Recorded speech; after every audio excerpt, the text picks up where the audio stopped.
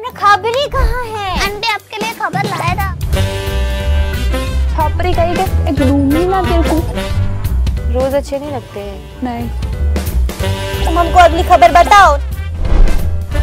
Aunty खबरी नाम है मेरा, खबर सबकी रखती हूँ।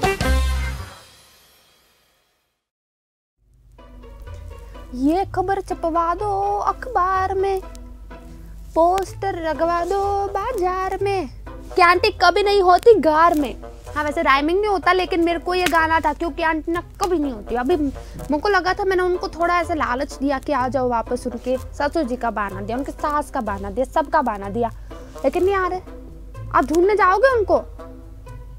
देखो वो तो एंजॉय कर रहे हैं अपने आप से। विजय बहन भी आ गए, लोग उनके घर में मेहमान आए हुए, वो आंटी नहीं है अभी, आप बाद में आना। अच्छा खुद से ही ले रहे हो? देखो यहाँ पे आंटी के घर में सेल्फ सर्विस चली है, वो अपने हिसाब से पानी पी रहे, सफाई भी कर रहे हैं वो आंटी के घर के। ना ना ना मेरे को नहीं पीना। अच्छा ये सब ना आंटी के घर पे आके बैठे, तो कुछ प्रोग्राम है क्या आज? हाँ अच्छा सीक्रेट प्रोग्राम है, मैं आपको नहीं बता सकती अच्छा तो सबसे देखो उनके ससुर ऐसा कुछ गलत चलत ना सोचो। देखो मावे का, हाँ वही मावे के लड्डू की पार्टी है आज। हाँ वो तो करेंगे। हाँ तो चलो वो तो सब सारी बातें होती रहेगी वो आंटी के परिवार के साथ, ठीक है। लेकिन खबर सुनानी भी तो जरूरी है। हाँ पार्टी वार्टी के वो मैं आपको लेटेस्ट अपडेट देते रहूंगी आंटी के सोशल मीडिया पे, देख लीजिएगा। आपको पार्टी के आंटी को इनवाइट नहीं करने वाला, मेरे सोशल मीडिया पे देख लीजिएगा, पार्टी की तस्वीरें मिलेगी आपको। हाँ तो सबसे पहले ना, अरे आपको पता है क्या, मेरे को अभी पता चला कि ना सैफ अली खान ने बताया कि उनके साथ ना घोटाला हुआ था। हाँ हम नॉर्मल लोगों के साथ तो होता है, लेकिन सैफ अली खान के साथ इतना बड़ा घोटाला हुआ ना, उन्होंने अपना जितना कमाया था ना उसका 70% तो उन्होंने ऐसे दे दिया था उसमें। तो मैंने नहीं बोला, सैफ अली खान ने खुद बोला है, यकीन नहीं आता? देख लो खबर।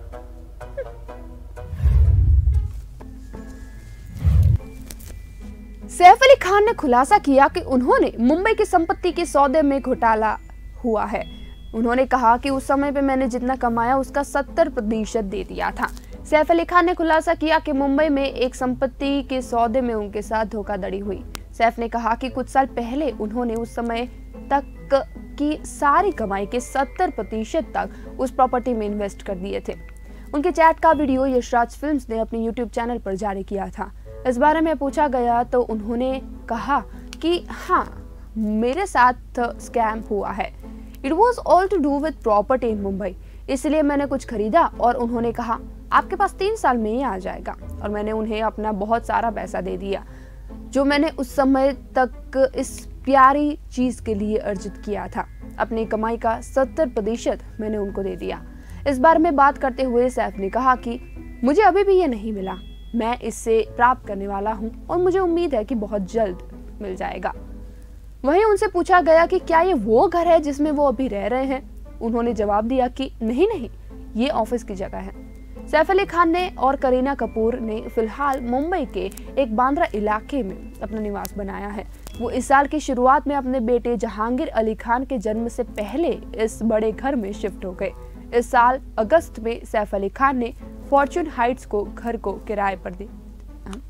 वहीं बताया गया कि सैफ ने एसोसिएशन मीडिया LLP द्वारा गिल्टी नामक एक फर्म को घर किराए पर दिया। कथित तौर पर यह अपार्टमेंट कुछ 1500 वर्ग फुट शामिल है और 2 कार पार्किंग है। इस संपत्ति को 3 साल के लिए किराए पर दिया गया है और पहले साल में किराया 3.5 लाख प्रति माह है।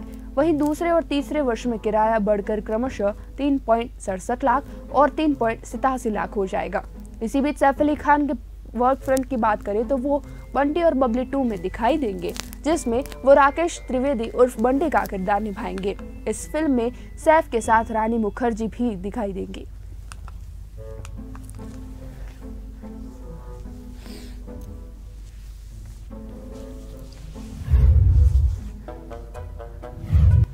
अरे नहीं ऐसे कोई पार्टी ऑर्गेनाइज नहीं किया। आप क्यों नाराज हो रहे हो?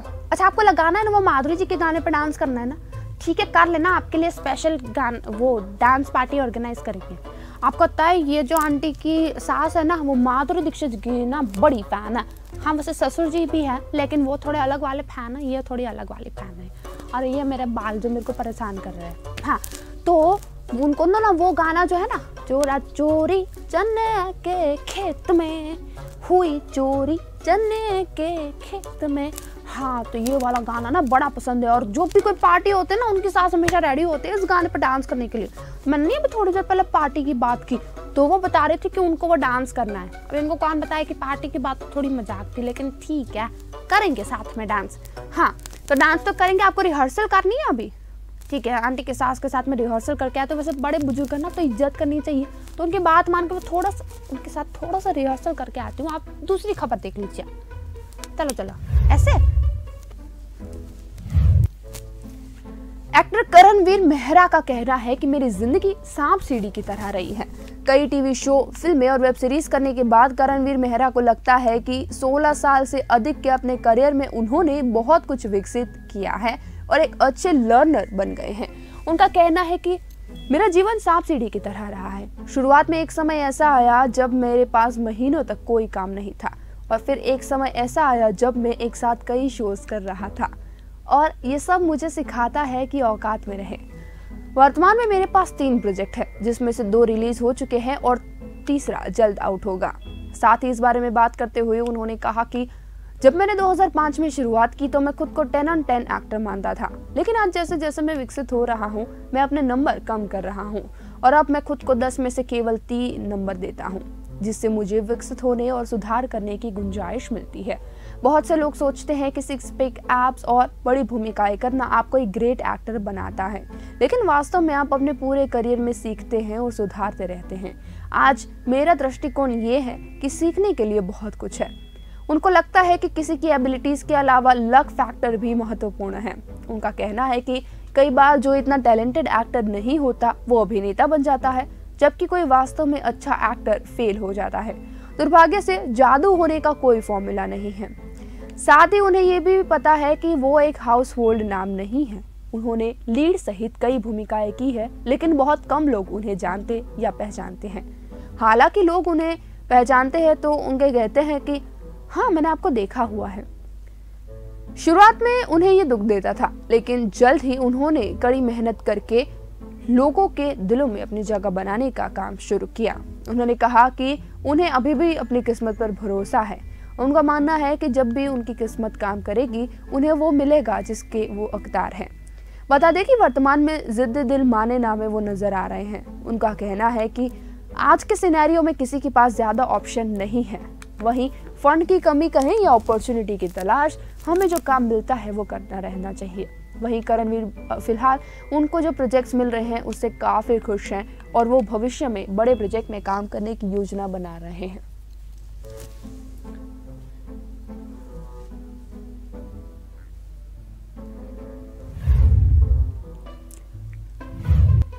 अरे ऐसे होता है ना, अरे थोड़ा थोड़ा ऐसे स्प्रेड करो ना हाथ। हाँ, और 1 मिनट मैं खबर तो सुना दूं, आपके साथ करूंगी ना डांस वापस से, पक्का। आपकी बहू के जैसे मैं वैसे झूठे वूठे वादे नहीं करती। हाँ, तो हमारे तो रिहर्सल चालू है। मैंने सोचा कि रिहर्सल तो चलती रहेगी, लेकिन आपको और खबर सुना दूं है।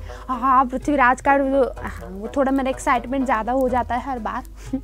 हाँ, तो पृथ्वीराज का वो पोस्टर देखा आपने?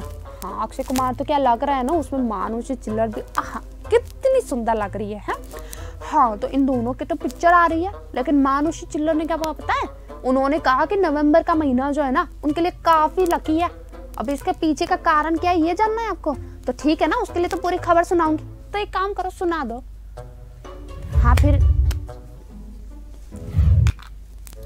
पृथ्वीराज एक्ट्रेस मानुषी चिल्लर ने किया बड़ा खुलासा, बताया क्यों है नवंबर उनका सबसे लकी मंथ। ब्यूटी क्वीन मानुषी चिल्लर, जो अक्षय कुमार स्टारर पृथ्वीराज में राजकुमारी संयोगिता की भूमिका निभाने के लिए पूरी तरह से तैयार है, वो इस बात से खुश है कि उनके आने वाली फिल्म का टीजर नवंबर में रिलीज हुआ, जिसे वो अपना सबसे लकी महीना मानती है। इस बारे में बात करते हुए मानुषी ने कहा कि नवंबर हमेशा से मेरा लकी मंथ रहा है, तो ये एक आश्चर्यजनक संयोग है कि मेरी पहली फिल्म पृथ्वीराज का टीजर भी उसी महीने में रिलीज हुआ। वास्तव में कुछ ही दिन पहले 18 नवंबर 2017 को मुझे मिस वर्ल्ड का ताज पहनाया गया था। उन्होंने आगे कहा कि जबकि मैं 2017 में अपनी उपलब्धि के बारे में नॉस्टैल्जिक हूँ, मैं अपने लॉन्च और मेरे आगे की जर्नी के लिए बहुत उत्साहित हूँ। नवंबर मेरे जीवन में हमेशा खास रहेगा। मैं भावुक उत्साहित, रोमांचित, घबराई हुई और जिज्ञासु महसूस कर रही हूँ, सभी एक ही समय में, क्योंकि मैंने इस पल का 1 साल से अधिक समय से इंतजार किया है। मानुषी चिल्लर को पृथ्वीराज में सुपरस्टार अक्षय कुमार के साथ देखा जाएगा और उन्हें उम्मीद है कि वो अपने परफॉर्मेंस से अपने माता पिता को गौरवान्वित करेगी। मानुषी ने कहा कि मैं पृथ्वीराज को लेकर बेहद उत्साहित हूँ। वहीं वो अपने माता पिता को ये फिल्म दिखाने के लिए इंतजार कर रही है। उन्होंने कहा, मुझे पता है कि ये दुनिया भर के दर्शकों को प्रेम, महान वीरता और अदम्य साहस की कहानी के साथ मनोरंजन देगा। मुझे उम्मीद है कि मैं अपने काम से अपने परिवार को गौरवान्वित करूंगी। जब वो मेरी फिल्म देखेंगे तो उनकी प्रतिक्रिया का मैं इंतजार कर रही हूँ। बता दें कि पृथ्वीराज, जो मानुषी और अक्षय कुमार स्टारर फिल्म है, उसमें संजय दत्त भी दिखाई देंगे। ये फिल्म 21 जनवरी 2022 को रिलीज होगी। इस फिल्म को लेकर अक्षय कुमार और मानुषी दोनों ही काफी उत्साहित है।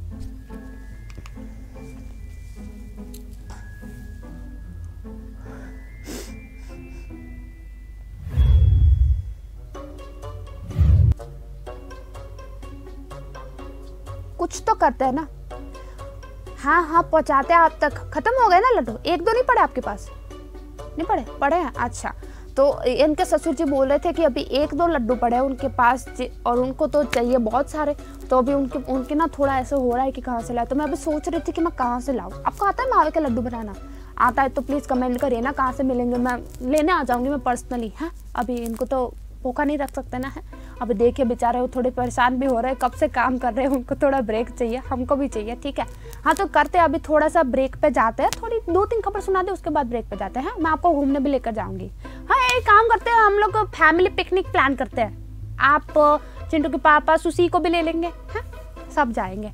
हाँ, सब जाएंगे, लेकिन आंटी को नहीं लेकर जाएंगे, वो घूमने गई आपकी बहू हमें अकेला छोड़कर। हाँ, तो वो तो चलता रहेगा है। हम फैमिली पिकनिक का प्लान बना रहे हैं।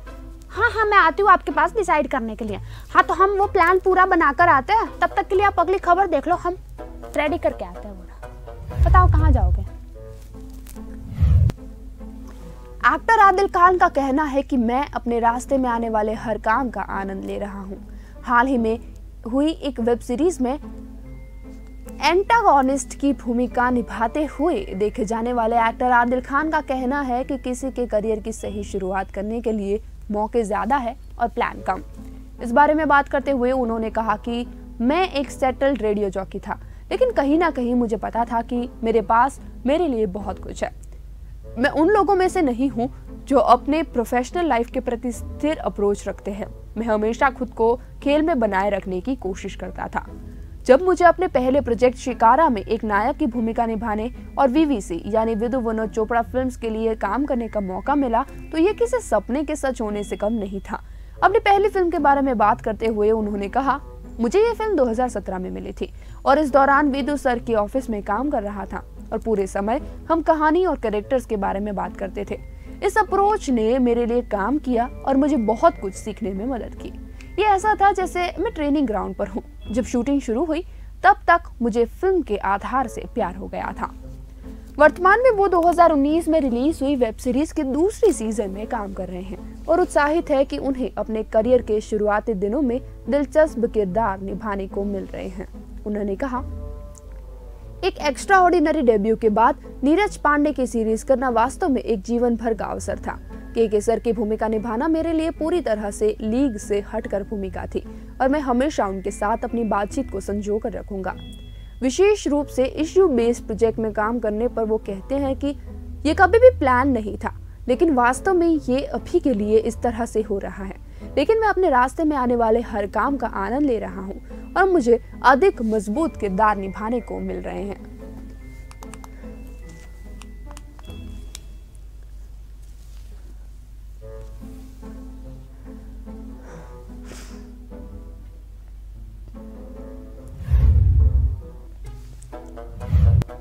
हाँ, वो सारा कुछ पैक करना ना, और खास करके इनके लिए ना पूरे 3-4 लड्डू के ना डब्बे ले लेना, है ना। नहीं चलता ना आपको उनके बिना। आपको पता है वो जब अपने गांव जाते हैं ना तो इतना पूरा बैग भर के ना लड्डू लेकर आते हैं। नहीं, उनके मम्मी पैक करके देती है। हाँ, मामी उनकी पैक करके देती है, तो वो तो लेकर आते हैं और बाकी सब में बांटते हैं। अब देते हो ना, और वो स्पेशल चीज लेकर आते हैं अपने गाँव से, वो सिर्फ खबरी के लिए। ये खबर ना आप आंटी को मत दे देना, उनको नहीं पता कि उनके ससुर चुप चुप के मेरे लिए ना वो चीज़ लाते हैं, तो वो खाने की स्पेशल चीज़ है, वो आंटी को नहीं पता, तो वो बताइएगा मत, वरना वो भी मांगेगी उनके पास से। सीक्रेट है, किसी को नहीं बताएंगे। हाँ हाँ, तो आपने सोचा कि कहाँ पे जाना है? पैक कर लेना, सारा कुछ पैक कर लेना। ठीक है, मैं आती हूँ। एक काम करते हैं, ये उनकी सास को ना थोड़ा सा मदद चाहिए कि उनको क्या क्या चीज़ की तैयारी करनी है, तो मैं उनके साथ लिस्ट बनाकर आती हूँ ज़रूरी चीज़ों की। आप अगली खबर देख लीजिए तब तक। है, चलिए। अगली खबर है बॉलीवुड के बैडमैन की। जी हाँ, और कोई नहीं बल्कि गुलशन ग्रोवर की। वो बॉलीवुड की नई पीढ़ी का सपोर्ट करते हैं और कहते हैं कि वो उनके रास्ते में आने वाली चुनौतियों का सामना करने के लिए कहीं अधिक तैयार है। OTT स्पेस में गहराई से उतरते हुए गुलशन ग्रोवर जल्द ही आने वाली फिल्म कैश में दिखाई देंगे। बता दें कि ये फिल्म एक धोखेबाज एंटरप्रेन्योर की कहानी है जो नोटबंदी के कोलाहल के बीच अपने जोखिम भरे विचार के साथ इसे बड़ा बनाने की योजना बना रहा है, क्योंकि वो 5 करोड़ रुपए की लॉन्ड्रिंग करता है। जबकि गुलशन के अलावा इस फिल्म में अमोल पाराशर, स्मृति कायरा, कविन दवे और स्वानंद किरकिरे जैसे प्रतिभाशाली कलाकार हैं। बता दें कि गुलशन ग्रोवर ने हाल ही में फिल्म में यंग टैलेंट्स के साथ काम करने के अपने अनुभव के बारे में बात की और कहा, अमोल पाराशर, स्मृति कायरा, कविन दवे और स्वानंद सहित कैश के उभरते कलाकारों के साथ काम करना एक बहुत रोमांचक अनुभव था। युवा कलाकार ऊर्जा से भरे हुए हैं और उनके पास पेश करने के लिए बहुत सारे नए विचार हैं। बता दें कि उन्होंने आगे कहा कि उनके चरित्र और अभिनय की व्याख्या का एक नया अप्रोच है और इन लोगों को अपने अप्रोच को सामने लाना एक रोमांचक अनुभव था। उन्होंने कहा, मुझे लगता है कि नई पीढ़ी अपने रास्ते में आने वाली चुनौतियों का सामना करने के लिए कई अधिक तैयार है। मैं उनके अभिनय और उनके इम्प्लीमेंटेशन की प्रशंसा करता हूँ। मैं दर्शकों द्वारा इस एंटरटेनमेंट पीस को देखने का इंतजार नहीं कर सकता। जीवन में हमारे सामने आने वाले कई पात्रों का एक शानदार रिवोल्यूशन है। विशेष भट्ट द्वारा निर्मित और ऋषभ शेठ द्वारा निर्देशित कैश नोटबंदी के पृष्ठभूमि पर आधारित कॉमेडी ड्रामा थ्रिल का एक रोमांचक मिश्रण है। ये फिल्म 19 नवंबर से डिज्नी प्लस हॉटस्टार पर स्ट्रीमिंग के लिए उपलब्ध होगी। वहीं गुलशन ग्रोवर का कहना है कि नई पीढ़ी से उनको काफी कुछ सीखने को मिलता है और वो हमेशा उनके पास से सीखने के लिए तैयार रहते हैं।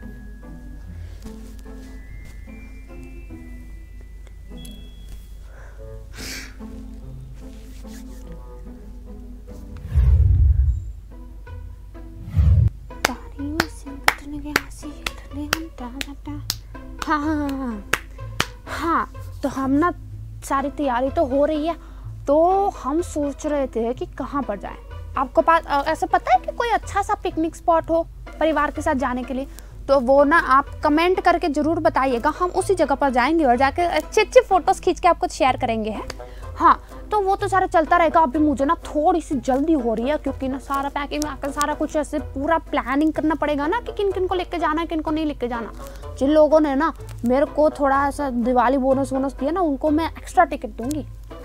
हाँ, तो फटाफट से जाना है, तो फटाफट से आपको खबर पहुंचानी पड़ेगी। तो फटाफट से आपको बता देते हो कि दिशा परमार की खबर है। तो स्लो पेज में थोड़ा बताते हैं कि दिशा परमार जो है ना, उनकी खबर है।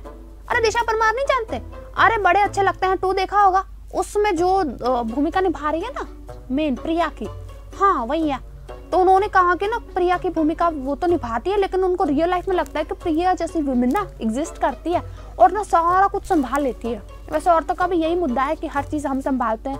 हाँ, तो प्रिया ने मतलब दिशा ने इस बारे में बात की कि उनको क्या लगता है कि औरतों की क्या रिस्पॉन्सिबिलिटी होती है और औरतें कैसे कैसे करती है। बहुत समझदार बात कही है बच्ची ने, देख लो।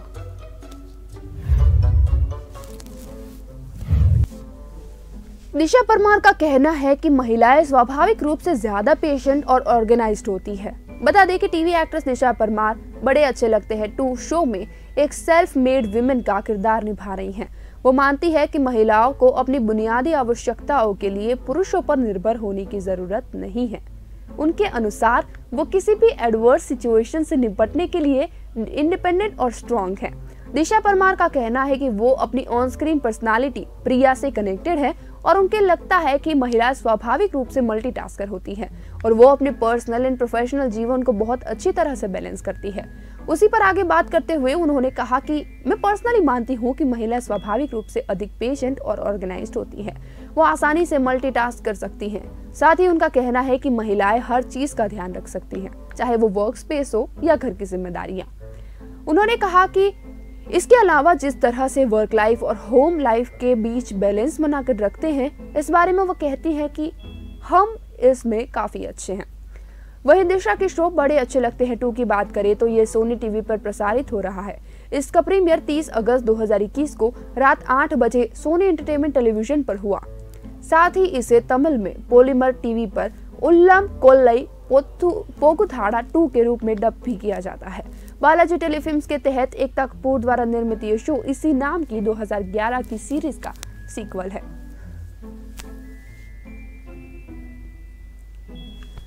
वही दिशा परमार का कहना है कि वो हमेशा ऐसे कैरेक्टर्स चूज करती है जिसके साथ वो रिलेट कर पाए, और जब उन्हें प्रिया का किरदार निभाने की ऑफर मिली तब उन्हें लगता है कि रियल लाइफ में भी वो कहीं ना कहीं प्रिया के साथ कनेक्टेड महसूस करती है।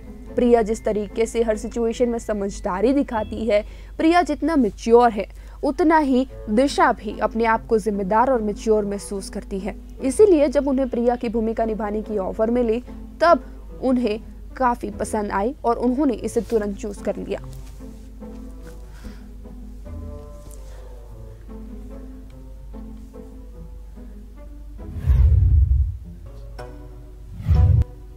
क्या हो रहा है ये बार? क्यों सुशीला चिल्ला रही है? अच्छा, उनको भी आना हमारे साथ पिकनिक में? लेके जाए क्या? चिंटू के पापा को पूछ लें कि लेके जाना है कि नहीं। एक काम करते हैं, हम जाके पता लगाते हैं क्या हुआ। आप हंसो मत, वहाँ पे किसी का झगड़ा हो रहा है, हंस रहे हो। अच्छा, मैं भी खुद भी हंसी रही हूँ इस बात को लेकर तो है। तो एक काम करते हैं, हम जाके झगड़ा सुलझाते हैं। आप एक काम करो, चलो फटाफट से चलो, आप भी मेरे साथ चलो।